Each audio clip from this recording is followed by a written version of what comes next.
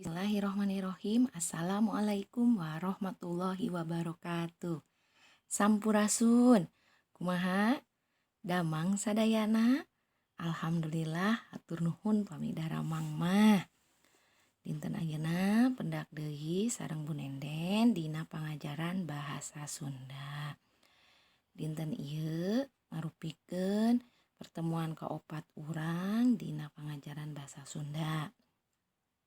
Insya Allah dinten ieu hideuk bakal diajar ngeunaan kalimah aktif jeung kalimah pasif. Saleresna materi ngeunaan kalimah aktif jeung kalimah pasif teh atos ku hideuk nya diajar mung di kelas 5 sareng di kelas 4. Dinten ayeuna urang bade ngulang deui materi kalimah aktif jeung kalimah pasif.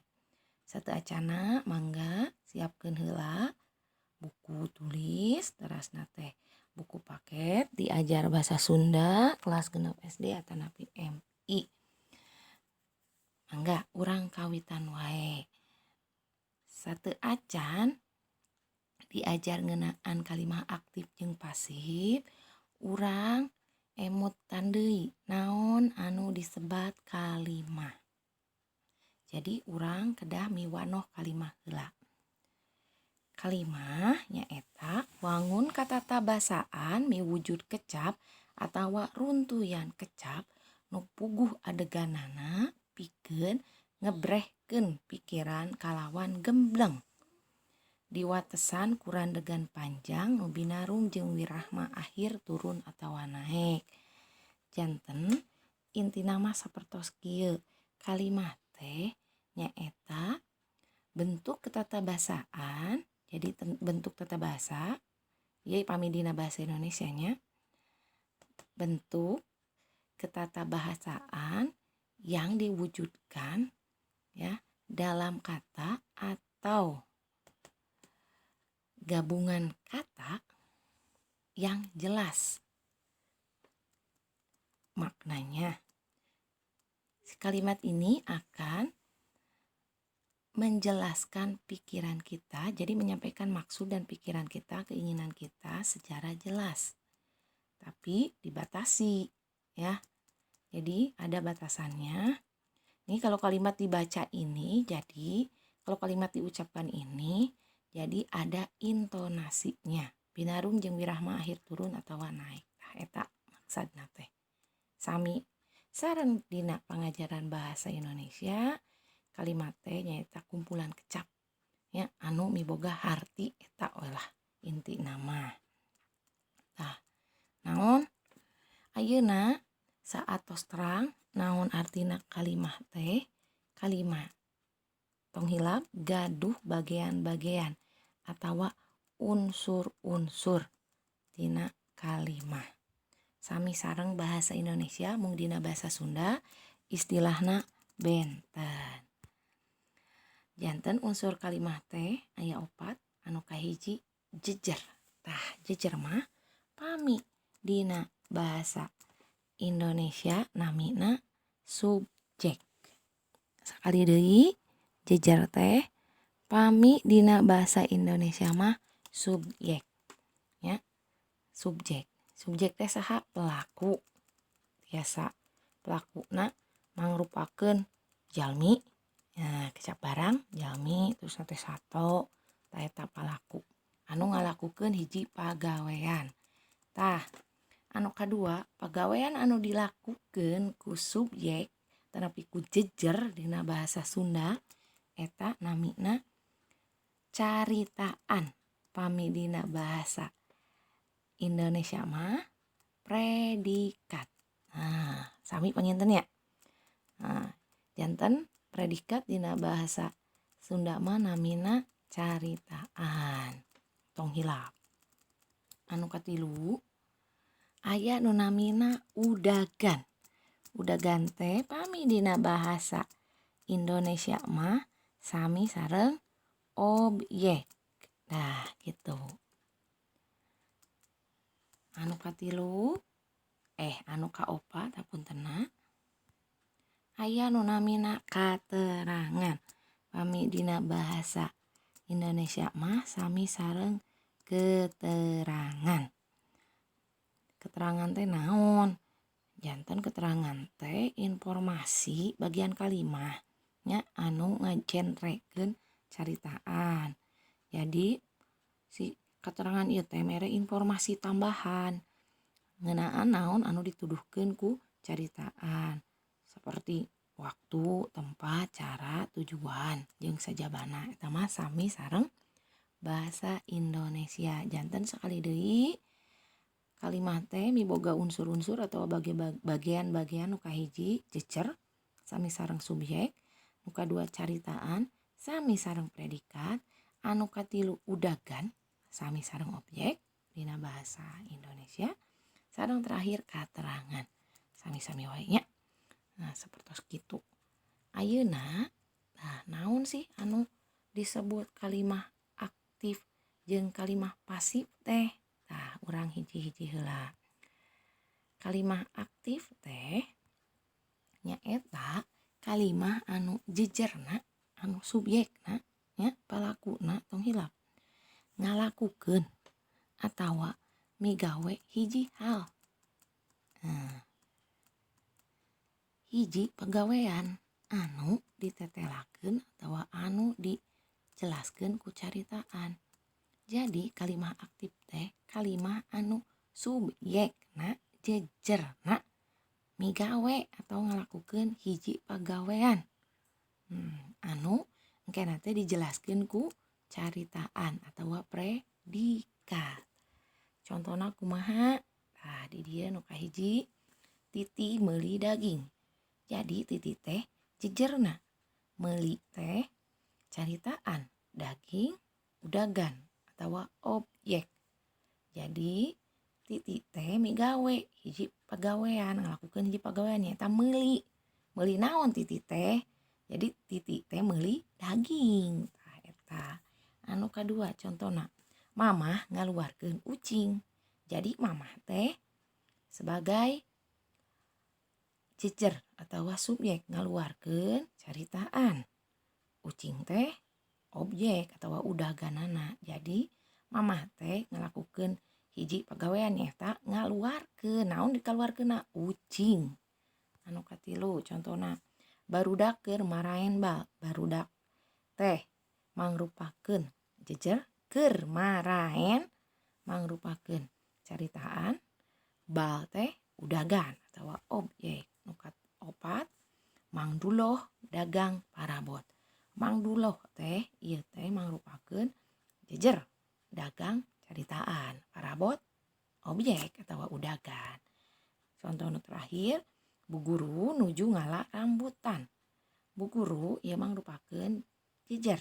Nuju ngala mangrupakeun caritaan. Rambutan objek. Ya, jadi tina contoh ieu hideep tinggal sadayana subjekna dipayun atanapi jejerna dipayun teras dituturkeun ku caritaan nu mangrupakeun kecap pagawean meuli ngaluarkeun keur maraen dagang jeung nuju ngala. Terus saatos caritaan teh aya objek nya nu nerangkeun ngeunaan caritaan. Tah eta contoh kalimah aktif. Ayeuna praku hideep buka buku diajar bahasa Sunda kelas genep SD MI, buku paket bahasa Sunda kaca 30 nepi ka 30 hiji. Titenan di dieu aya contoh kalimat aktif. Kalimah aktif aya 5. Nomor hiji, anggota pramuka ngalaksanakeun persami. Jejerna atau subjekna nyaeta anggota pramuka. Caritaan atau predikatna nyaeta ngalaksanakeun. Objekna naon? Persami, perkemahan Sabtu Minggu. Tah ayeuna ti nomor 2 ka nomor 5 urang bahas sasarengan. Nomor 2, warga masyarakat ngarojong program pamarentah. Ngarojong teh mendukungnya. Warga masyarakat eta teh mangrupakeun jejer atawa subjek. Sok hideep serat ayeuna. Jejer subjekna nyata warga masyarakat. Caritaanana nyata ngarojong. Objekna udaganana program pamarentah. Anu katilu, para santri ngagalindengkeun sholawat. Tah ngagalindengkeun teh ieu melantunkan bahasa Indonesia nama. Jejerna nyata para santri. Caritaanana kecapagaweanana naon di dinya ngagalindengkeun sok hidup serat. Teras naon objekna atau udaganana sholawat.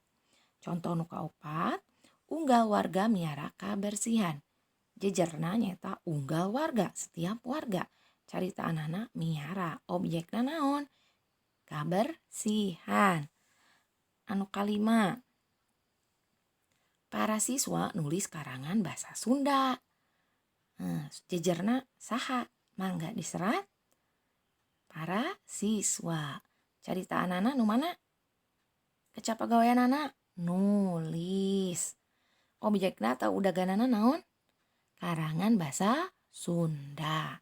Nah, tong hilapnya ku hidup diserat.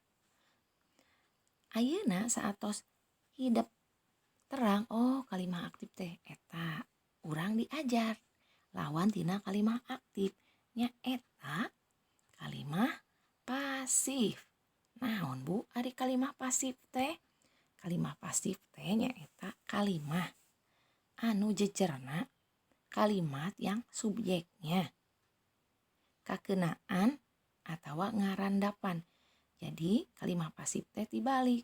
Kalimah pasif teh jejerna subjekna yang dikenai, ya, yang dikenai, yang terkena pagawean satu pekerjaan yang anu ditetelakeun ku caritaan yang dijelaskan oleh predikat. Jadi kalimah pasif mah dibalikeun. Jejerna dikenaan, kakenaan pagawean. Jadi kalimah pasifnya, pasif mah pami dina bahasa Indonesia mah kalimat yang subjeknya terkena oleh satu pekerjaan. Yang mana sih jejer itu, si subjek itu nanti akan dijelaskan oleh predikat.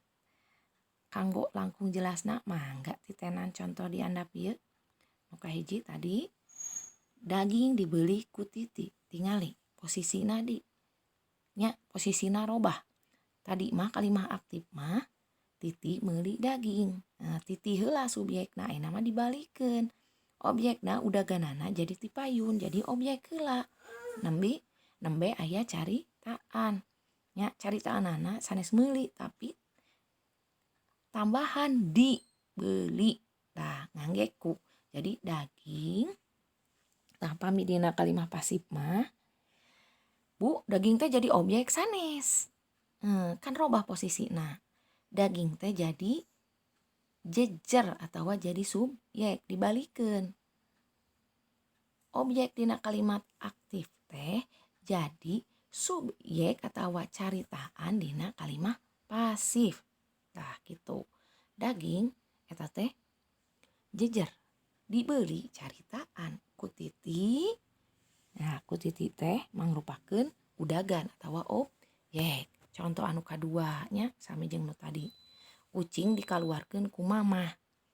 Ucing nu dina kalimah aktif jadi objek teh ayeuna mah jadi jejer, jadi subjek. Ucing heula nembe kecapagawean mah teu robah nya, tetep kecapagawean mah caritaanana mangrupakeun kecapagawean teu robah ngan ditambahan dikaluarkeun nya udaganana ku mamah. Nu katilu contona bal keur dipaenkeun ku barudak. Dina kalimah aktif tadi barudak keur maraen bal. Ayeuna dibalikeun balna jadi jejer keur dipaenkeun jadi caritaan ku barudak jadi objek atawa udagan. Contoh nu kaopat. Parabot didagangkeun ku Mang Duloh. Parabot jadi jejer didagangkeun anggernya tadi dagang enak didagangkeun angger jadi caritaan ku Mang Duloh Mang Duloh teh jadikeun objek atawa udagan. Anu terakhir rambutan nuju diala ku Bu Guru. Rambutan nu dina kalimah aktif jadi objek pami dina kalimah pasif mah posisina jadi jejer nuju di ala sami wae nya ngan ditambihan di kita janten caritaan kubu guru janten objek atawa udagan kanggo langkung jelas mah urang titenan heula contoh di handap ieu nya mangga kuhu hidup buka buku diajar bahasa Sunda kelas genep SD atau MI kaca 31 mangga kalimah pasif aya 5 contohna nu kahiji persami dilaksanakeun ku anggota pramuka. Persami jadi jejer dilaksanakan jadi caritaan ku anggota pramuka janten objek. Nomor 2 program pamarentah dirojong ku warga masyarakat. Mangga diserat jejerna naon program pamarentah. Teras caritaanana dirojong objekna ku warga masyarakat. Nu katilu sholawat digalindengkeun ku para santri. Jejerna sholawat caritaanana digalindengkeun objekna udaganana ku para santri. Nu kaopat kabersihan dipiara ku unggal warga.